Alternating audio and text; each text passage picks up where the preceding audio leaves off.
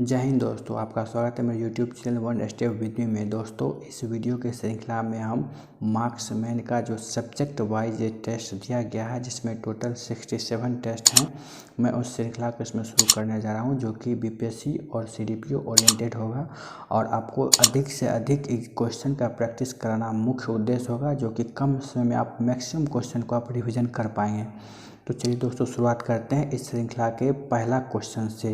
पहला क्वेश्चन में दोस्तों आपको यहाँ पे कह रहा है कि भारत में मानव सर्वप्रथम साक्ष्य का कहाँ से मिलता है। दोस्तों, इसका करेक्ट आंसर जो हो जाएगा ऑप्शन नंबर डी हो जाएगा, जो कि आपको नर्मदा घाटी से इसका साक्ष्य मिलता है।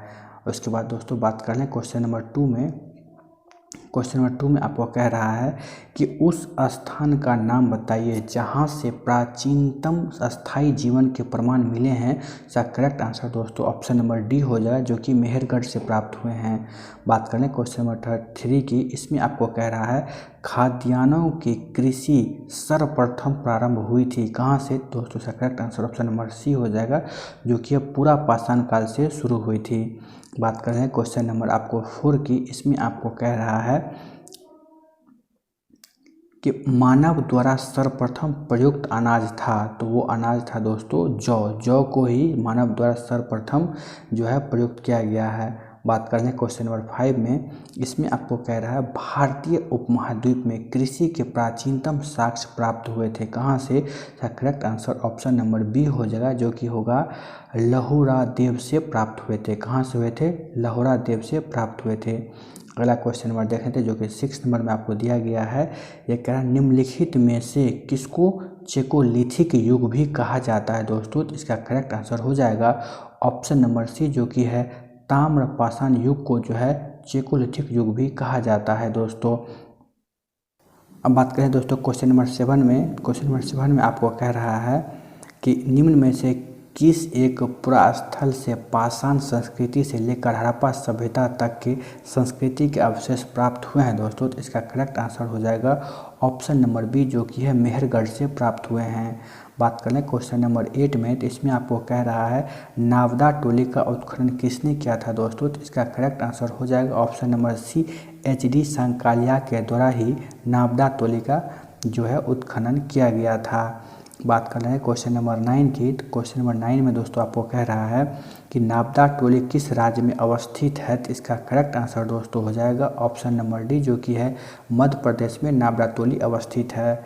बात करें क्वेश्चन नंबर 10 की। तो इसमें आपको कह रहा है राख का टीला निम्नलिखित में से किस नवपाषाण कालिक से संबंधित है। दोस्तों, इसका correct answer option number B हो जाए, जो कि संगनकल्लू में अवस्थित है। उसके बाद बात करें क्वेश्चन नंबर 11 की। क्वेश्चन नंबर 11 में दोस्तों आपको कह रहा है उत्खनित प्रमाणों के अनुसार पशुपालन का प्रारंभ हुआ था। पशुपालन का प्रारंभ कब हुआ दोस्तों? तो इसका करेक्ट आंसर हो जाएगा ऑप्शन नंबर डी, जो कि मध्य पाषाण काल में ही जो है इसका प्रारंभ हुआ था। बात कर रहे हैं दोस्तों क्वेश्चन नंबर 12 की। इसमें कह रहा है आपको मध्य पाषाणिक प्रसंग में पशुपालन के प्रमाण जहां मिले वह स्थान कौन सा है। इसका correct answer option number C हो जाएगा, जो कि आजमगढ़ में ही मध्य पाषाणिक प्रसंग में पशुपालन के प्रमाण मिले हैं। बात कर रहे हैं दोस्तों क्वेश्चन नंबर 13 की बात कर लेते हैं। दोस्तों, क्वेश्चन नंबर 13 में आपको कह रहा है निम्नलिखित में से किस स्थल से हड्डी के उपकरण प्राप्त हुए हैं। दोस्तों, इसका करेक्ट आंसर हो जाएगा ऑप्शन नंबर डी, जो कि है सराय नहराय से प्राप्त हुए हैं। कहाँ से? सराय नहराय से प्राप्त हुए हैं। बात कर लें क्वेश्चन नंबर 14 की। इसमें आपको कह रहा है गैरिक मृदभांड पत्र OCP का जो है नामकरण हुआ था। तो इसका नामकरण कहाँ हुआ दोस्तों? ऑप्शन नंबर ए, हस्तिनापुर में इसका नामकरण हुआ था। बात करें क्वेश्चन नंबर 15 में। तो इसमें आपको कह रहा है ताम्रपाषाण काल में महाराष्ट्र के लोग मृतकों को घर के फर्श के नीचे किस तरह रख कर दफनाते थे। दोस्तों, इसका करेक्ट आंसर हो जाएगा ऑप्शन नंबर ए, जो कि उत्तर से दक्षिण की ओर रख कर दफनाते थे।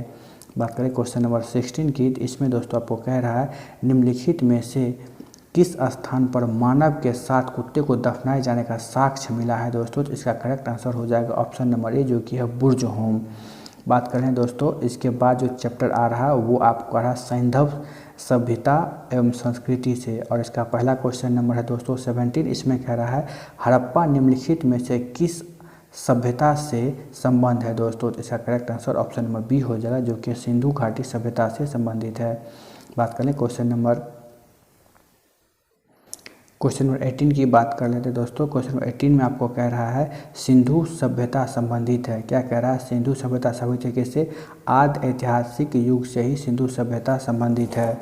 बात कर रहे हैं आपको क्वेश्चन नंबर उसके बाद 19 में। तो क्वेश्चन नंबर 19 में आपको कह रहा है कि सिंधु घाटी सभ्यता गैर आर्य थी क्योंकि जो है ये वह नगरीय सभ्यता थी, इसलिए यह जो है आर्य सभ्यता थी।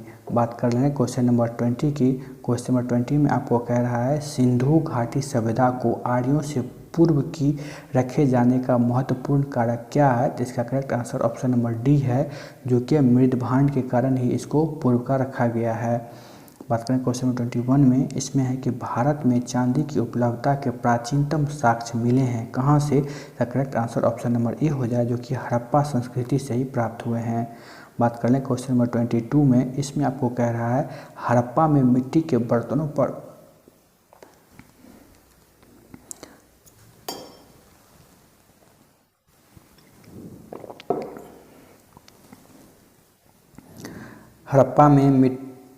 मिट्टी के बर्तनों पर सामान्यतः किस रंग का उपयोग किया जाता था? दोस्तों इसका करेक्ट आंसर जो हो जाएगा ऑप्शन नंबर ए, जो कि है लाल रंग का। अगला क्वेश्चन नंबर आपको देख रहे हैं 23 में कह रहा है कि मूर्ति पूजा का आरंभ कब से माना जाता है? तो इसका correct answer option number A हो जाएगा, जो कि पूर्व आर्य से माना जाता है।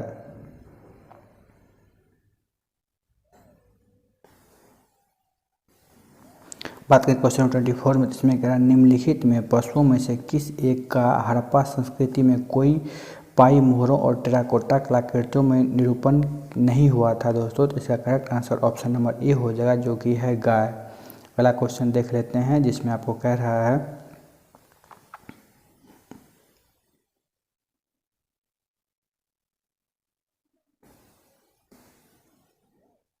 अगला क्वेश्चन 25, इसमें कह रहा है एक जुते हुए खेत की खोज की गई थी, तो कहाँ की गई थी?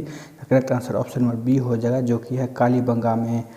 नेक्स्ट क्वेश्चन नंबर 26 है दोस्तों। इसमें कह रहा है आपको सैंधव सभ्यता का महान स्नानागार कहाँ से प्राप्त हुआ था? तो इसका correct answer option number A हो जाएगा, जो कि है मोहनजोदड़ो से प्राप्त हुआ था। नेक्स्ट क्वेश्चन 27 में आपको कह रहा है निम्नलिखित सिंधु घाटी सभ्यता का कौन सा स्थान अब पाकिस्तान में है?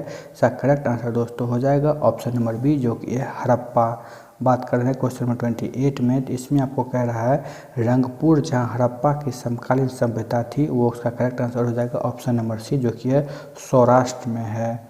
बात कर रहे हैं क्वेश्चन नंबर 29 में। इसमें आपको कह रहा है वह हड़प्पीय नगर जिसका प्रतिनिधित्व लोथल का प्रताप स्थल करता है किस नदी पर स्थित है? दोस्तों तो इसका correct answer option number C हो जाएगा, जो कि है भोगवा नदी पे अवस्थित है। बात कर रहे हैं क्वेश्चन नंबर 30 में। इसमें आपको कह रहा है हड़प्पा सभ्यता का स्थल लोथल स्थित है, ये लोथल स्थित है दोस्तों ऑप्शन नंबर ए, जो कि है गुजरात में अवस्थित है।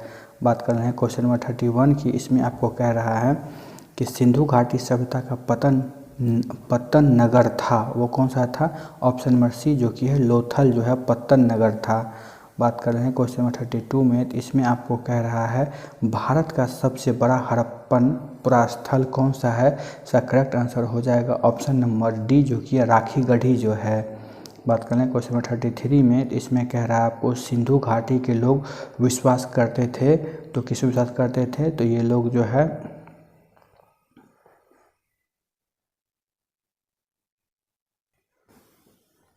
सिंधु घाटी की सभ्यता जो लोग विश्वास करते मृत शक्ति में विश्वास करते थे। किस में करते थे? मृत शक्ति में विश्वास करते थे। ऑप्शन नंबर डी इसका करेक्ट आंसर हो जाएगा। बात करें क्वेश्चन 34 में।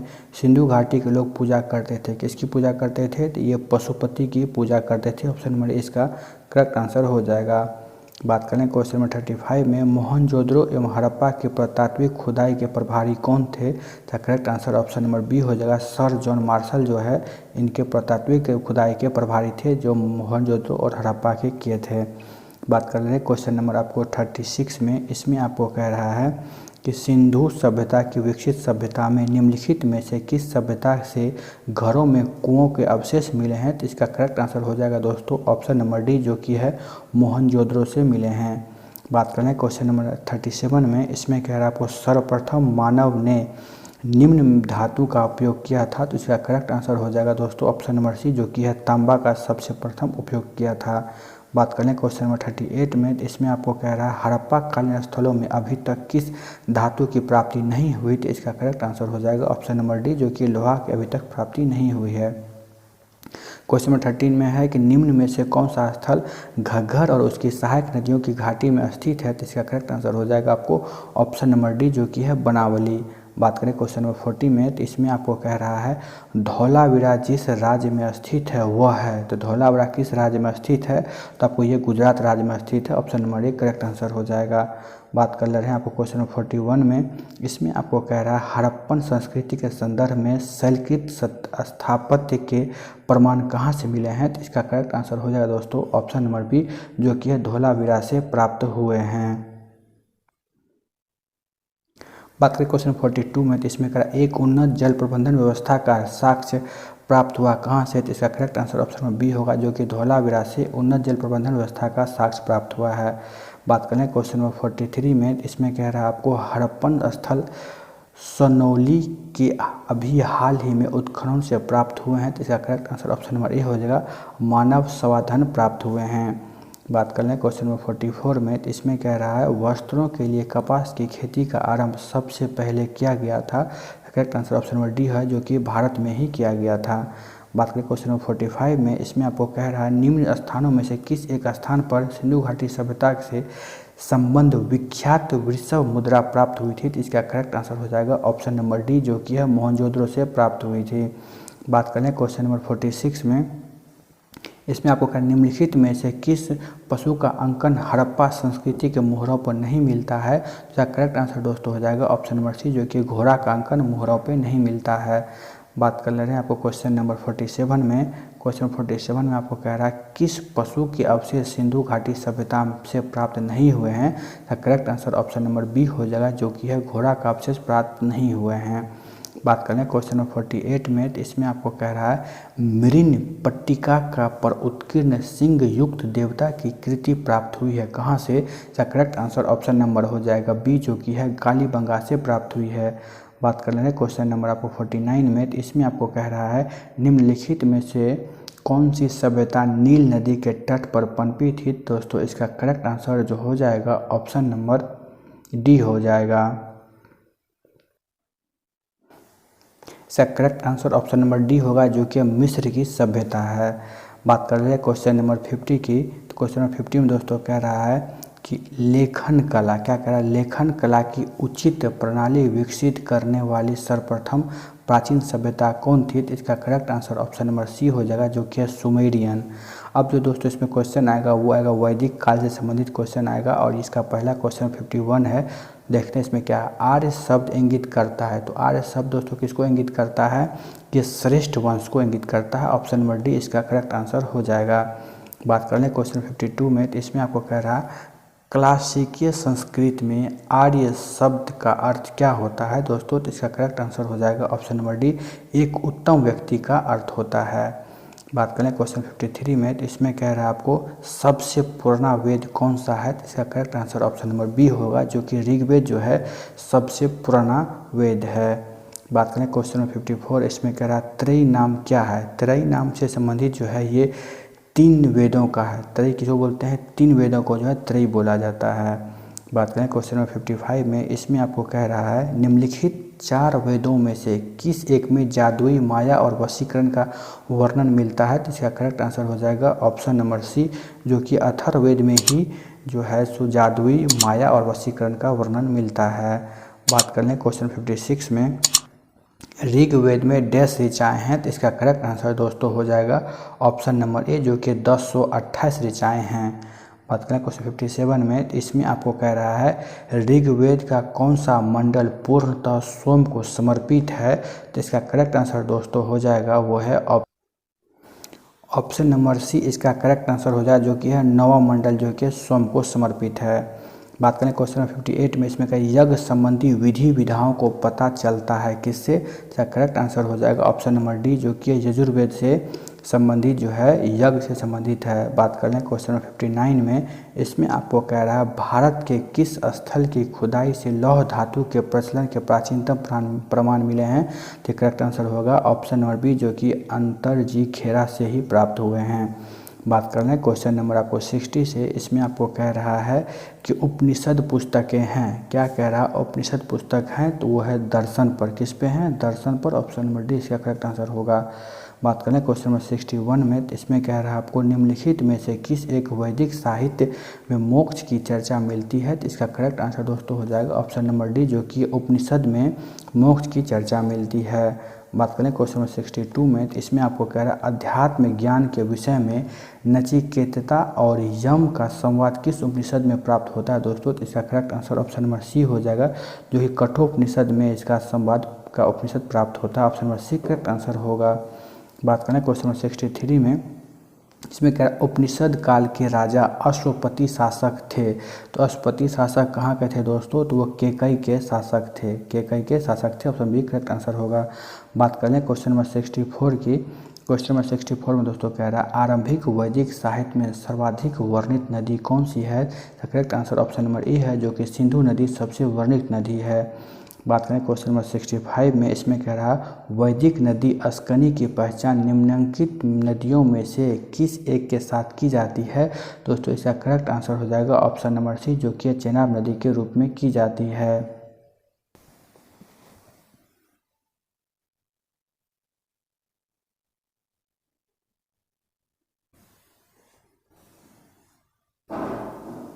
तो बात करें क्वेश्चन नंबर 36 में, इसमें क्या ऋग्वेद में निम्नलिखित किन नदियों का उल्लेख अफगानिस्तान के साथ आर्यों के संबंध का सूचक है दोस्तों, तो इसका correct answer option number C हो जाएगा, जो कि कुब्भा या कुर्रुम है। बात कर रहे हैं क्वेश्चन नंबर 67 में। क्वेश्चन 67 में कह रहा है वैदिक नदी कुंभा का स्थान कहाँ निर्धारित होना चाहिए, इसका correct answer option number A है, जो कि अफगानिस्तान में निर्धारित होना चाहिए। बात करें क्वेश्चन नंबर की, जो कि है आपको 68 नंबर। इसमें कह रहा है निम्नलिखित में से कौन सी वह ब्रह्मवाहिनी थी जिसने कुछ वेद मंत्रों की रचना की थी, तो इसका करेक्ट आंसर हो जाएगा ऑप्शन नंबर ए, जो कि है लोपामुद्रा।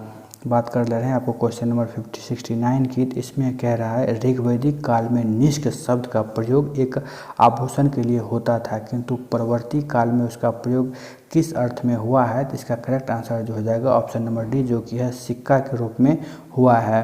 बात कर लें क्वेश्चन नंबर 70 में। तो इसमें कह रहा है आपको कि ऋग्वैदिक काल में निष्क किस अंग का आभूषण था, तो इसका करेक्ट आंसर हो जाएगा ऑप्शन नंबर बी, जो कि है गला का आभूषण था। बात करें क्वेश्चन नंबर 71 में। इसमें कह रहा है प्राचीन भारत में निशिका से जाने जाते थे, निशिका से क्या जाने जाते थे, तो वो स्वर्ण आभूषण को जो है निशिका के रूप में जाने जाते हैं। Option number A correct answer है। बात करें क्वेश्चन नंबर 72 में। इसमें कह रहा है आपको निम्नलिखित अभिलेखों में से कौन सा ईरान से भारत में आर्यों के आने की सूचना देता है, तो इसका correct answer option number C हो जाएगा, जो कि बोगज कोई से ही इसका जो है सूचना देता है। बात कर लें क्वेश्चन नंबर 72 में।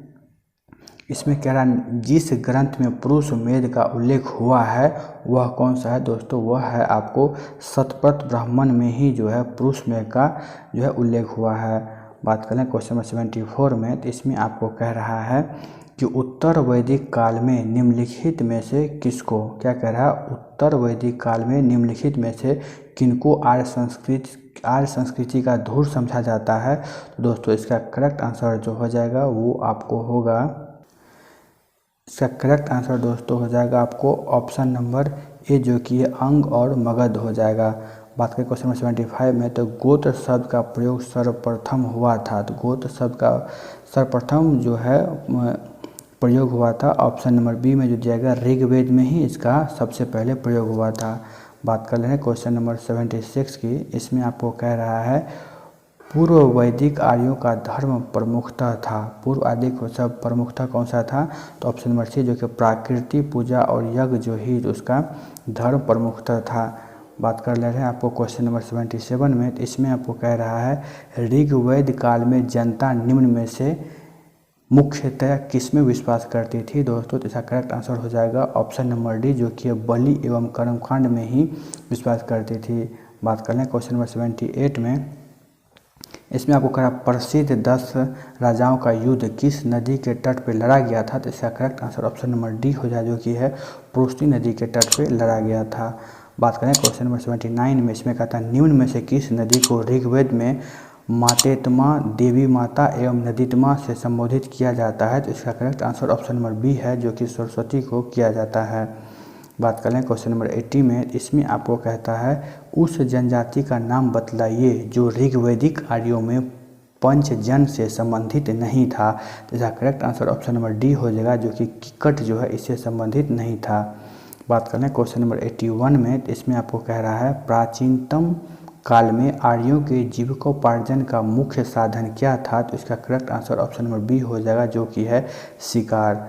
बात करें अगले क्वेश्चन में, जो कि है 82 में, इसमें कह रहा है आपको 82 नंबर क्वेश्चन में, ऋग्वेद में उल्लेखित यव शब्द किस कृषि उत्पादन हेतु प्रयुक्त किया गया है? तो इसका correct answer option number A होगा, जो कि जौ की खेती के लिए प्रयुक्त किया गया था। बात करें क्वेश्चन नंबर 83 की, तो इसमें कह रहा वैदिक युग में प्रचलित लोकप्रिय शासन प्रणाली थी। तो correct answer option number D हो जाएगा, जो कि है वंश परंपरागत राजतंत्र के अनुसार। बात करें क्वेश्चन नंबर 84 में, इसमें आपको कह रहा है वैदिक युगीन सभा, क्या कह रहा है वैदिक युगीन सभा जो है वो क्या था? तो वो मंत्री परिषद थी। क्या थी? वो मंत्री परिषद थी। 84 का option number C correct answer हो जाएगा। बात कर रहे हैं क्वेश्चन नंबर 85 में। क्वेश्चन 85 में कह रहा है आपको किस वेद में सभा और समिति को प्रजापति की दो पुत्रियां कहा गया है? तो इसका correct answer option number D हो जाएगा, जो कि अथर्ववेद में ही जो है समिति और प्रजापति को दो पुत्रियां कहा गया है। बात कर ले रहे हैं आपको क्वेश्चन नंबर 86 में, इसमें आपको कह रहा है आयुर्वेद अर्थात जीवन का विज्ञान का उल्लेख सर्वप्रथम मिलता है। तो इसका सर्वप्रथम उल्लेख जो मिलता है अथर्ववेद में ही मिलता है। ऑप्शन नंबर डी इसका करेक्ट आंसर हो जाएगा। बात कर लें क्वेश्चन नंबर 87 की, इसमें कह रहा है सर्वाधिक ऋग्वैदिक सूक्त समर्पित है किसको? तो ये समर्पित है आपको इंद्र को समर्पित है। ऑप्शन नंबर बी इसका करेक्ट आंसर हो जाएगा। बात करें क्वेश्चन नंबर 88 में, इसमें कह रहा है ऋग्वैदिक में सर्वाधिक संख्या में मंत्र जो है वो संबंधित है किससे? तो वो संबंधित आपको अग्नि से। Option number A correct answer हो जाएगा। बात कर रहे हैं आपको क्वेश्चन नंबर 89 में, इसमें कह रहा है निम्नलिखित में से किसे ऋग्वैदिक में युद्ध देवता समझा जाता था? तो इसका करेक्ट आंसर जो है ऑप्शन नंबर बी हो जाएगा, जो कि है इंद्र। बात करेगा क्वेश्चन नंबर जो कि है 90 नंबर का, इसमें कह रहा है आपको निम्नलिखित में से पूर्व वैदिक आर्यों का सर्वाधिक लोकप्रिय देवता कौन था? तो इसका करेक्ट आंसर हो जाएगा दोस्तों ऑप्शन नंबर डी, जो कि है इंद्र जो है सबसे लोकप्रिय देवता था।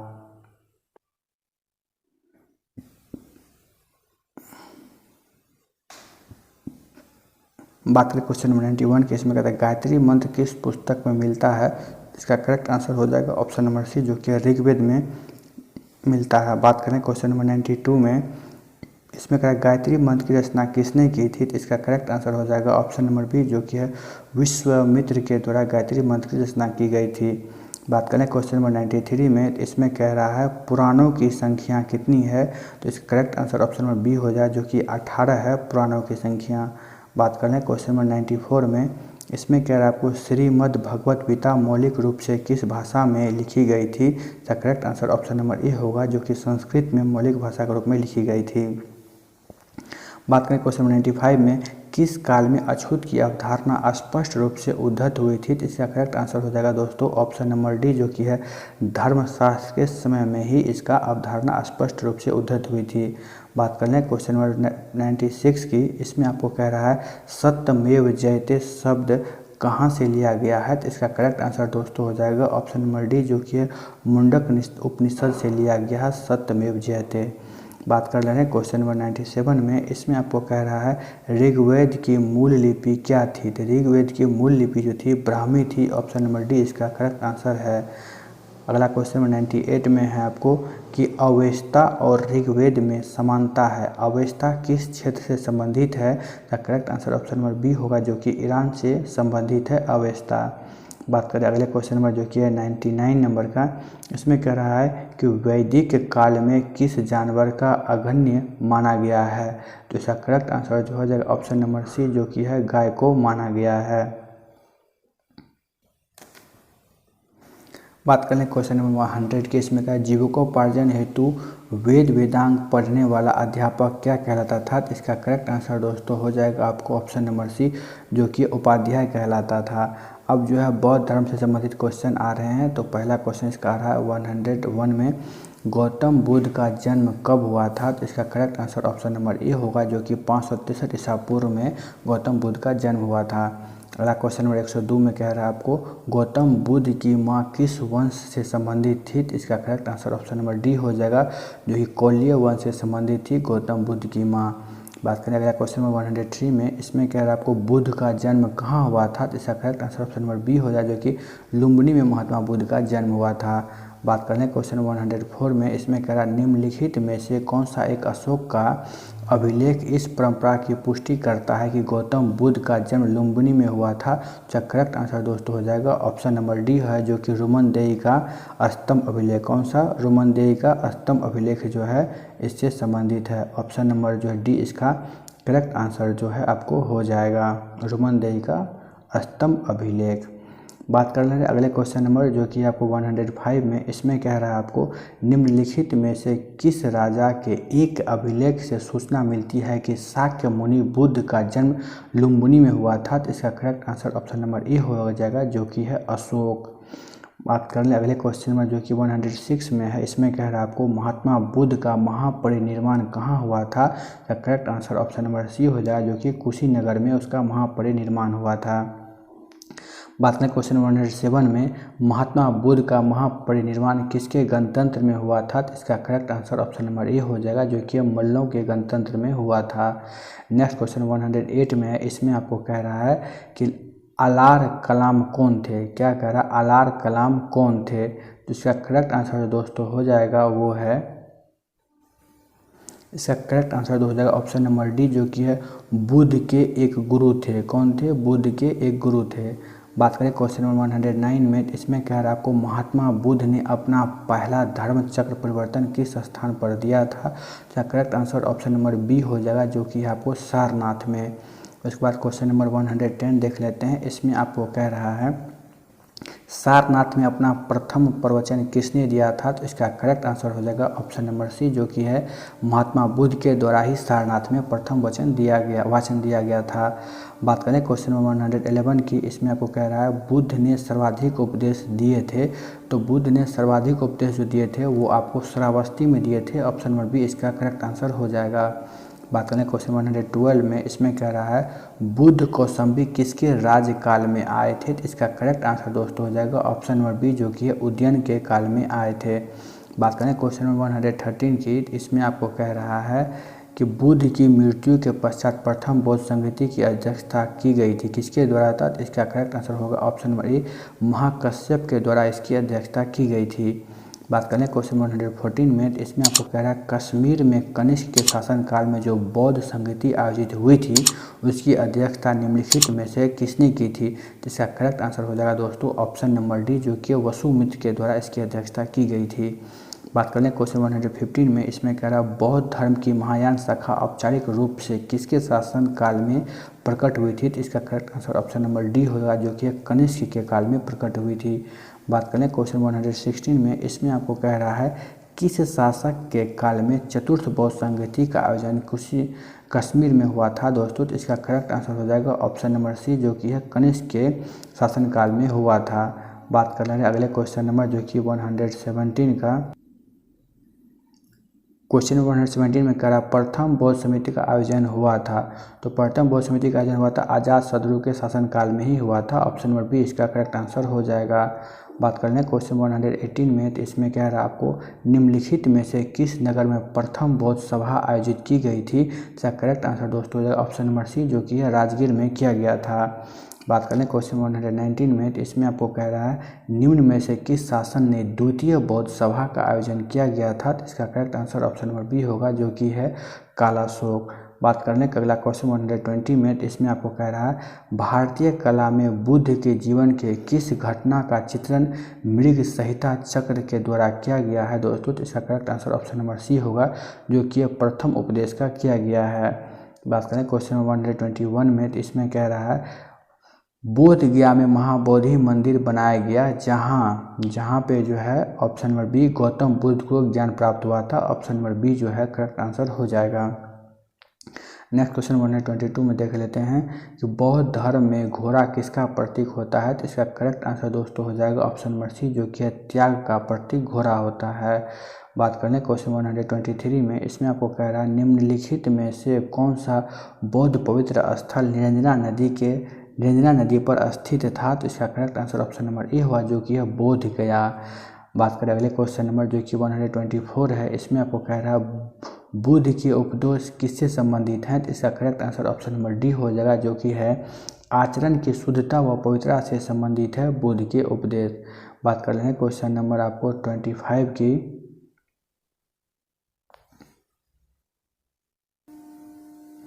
बात करें क्वेश्चन 125 में, इसमें निम्नलिखित में से कौन बुद्ध के जीवन काल में ही संघ प्रमुख होना चाहता था। तो इसका correct answer option number A है, जो कि देवदत्त जो है बुद्ध के जीवन काल में ही संघ का प्रमुख होना चाहता था। बात कर लेंगे अगले क्वेश्चन नंबर जो कि 126 में है, इसमें कह रहा है आपको अष्टांग मार्ग की संकल्पना अंग है। क्या कह रहा है, अष्टांग मार्ग की संकल्पना है वो संबंधित है किससे। तो वो आपको है धर्म चक्र परिवर्तन सूत्र और विषय वस्तु का है, इससे संबंधित है। ऑप्शन नंबर डी इसका करेक्ट आंसर हो जाएगा। बात कर रहे हैं क्वेश्चन नंबर 127 की। 127 में आपको कह रहा है बौद्ध संघ में भिक्षुणी के रूप में स्त्रियों के प्रवेश की अनुमति बुद्ध द्वारा दी गई थी, तो वो कौन था। तो ऑप्शन नंबर जो है आपको बी करेक्ट आंसर होगा, वैशाली में दिया गया था। बात कर रहे हैं अगला क्वेश्चन 128 में, त्रिपिटक क्या है। त्रिपिटक जो है क्या है, तो इसका है बुद्ध के उपदेशों का संग्रह में है जो त्रिपिटक में किया गया है। बात कर लेंगे अगला क्वेश्चन नंबर जो कि 129 है, इसमें आपको कह रहा है कि त्रिपिटक ग्रंथ किस धर्म से संबंधित है। तो इसका correct answer option number B हो जाए, जो कि बौद्ध धर्म से त्रिपिटक संबंधित है। बात कर लें क्वेश्चन 130 में कह रहा है आपको निम्नलिखित में से किस बौद्ध ग्रंथ में संघ जीवन के नियम प्राप्त होते हैं।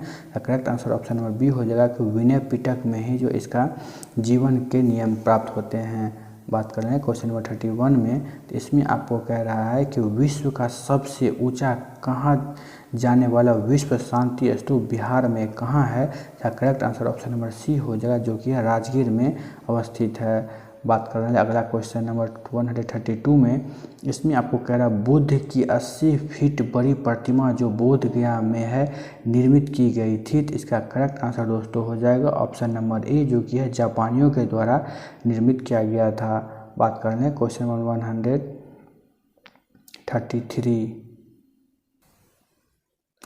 133 में कह रहा है वह स्तूप स्थल जिसका संबंध भगवान बुद्ध के जीवन की किसी घटना से नहीं रहा है वह कौन सा है। तो इसका करेक्ट आंसर हो जाएगा ऑप्शन नंबर बी, जो कि है सांची। अगला क्वेश्चन नंबर देख लेते हैं जो कि 143 में है, इसमें आपको कह रहा है कि संसार स्थिर है क्षणिक है का निम्न में से किससे संबंधित है। इसका correct answer option number A हो जाएगा, जो कि है बौद्ध से संबंधित है। बात करने के अगला क्वेश्चन 135 में, इसमें कह रहा है आपको निम्नलिखित में से किसे एशिया के ज्योति पुंज के तौर पर जाना जाता है।